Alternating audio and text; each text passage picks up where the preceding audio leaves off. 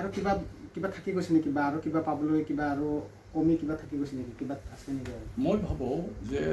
সাহিত্য একাডেমি আৰু অন্যান্য সাহিত্যৰ লগত যুঁজিবৰ কাৰণে কম্পিটিশ্যন কৰিবৰ কাৰণে প্ৰতিযোগিতা কৰাৰ কাৰণে যেনিবা উৰিয়া সাহিত্যটো বহুত ওপৰত যেনিবা মালায়ালম বা যে তামিল সেইবিলাকে যেনে উৰ্দু সেইবিলাকৰ লগত ফেৰ মাৰিবৰ কাৰণে আৰু অলপমান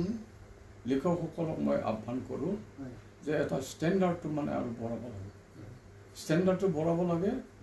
আৰু যিটো নেকি কনচেপ্ট ফিলচফি এইটো অলপ বঢ়াব লাগে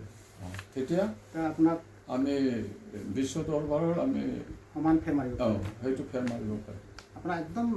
এক লাইনত বা 2 লাইনত আকৌ ক'ব বিচাৰোঁ মানে সুধিব বিচাৰোঁ যে আপোনাৰ আৰু আধৰুৱা সপোন বা আশা আৰু সপোনটো আৰু কি আছে মানে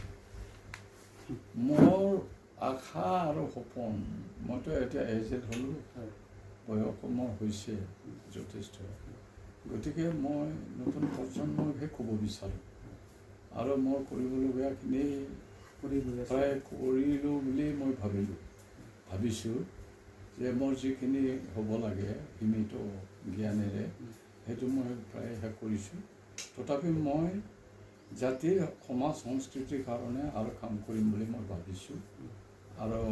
জাতিয়ে যদি মোৰ অৱদানটো স্বীকৃতি দিয়ে তেতিয়া স্বীকৃতি দিব পাৰে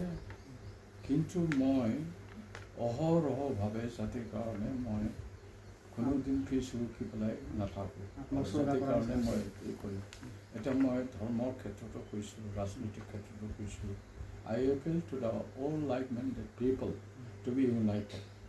আৰু ইউনাইট নহ'লে আমি যিকোনো এটা কাম সাফল্যমণ্ডিত হ'ব নোৱাৰোঁ গতিকে মোৰ এটা এপিল সেইটো এটা এপিল আৰু ময়ো এই বয়সত মই বহি নাথাকোঁ মই কাম কৰি থাকিম কিন্তু মই আই বিলিভ ৱৰ্কাৰ্ছ কৰ্মসংস্কৃতিটো মই বিশ্বাস কৰোঁ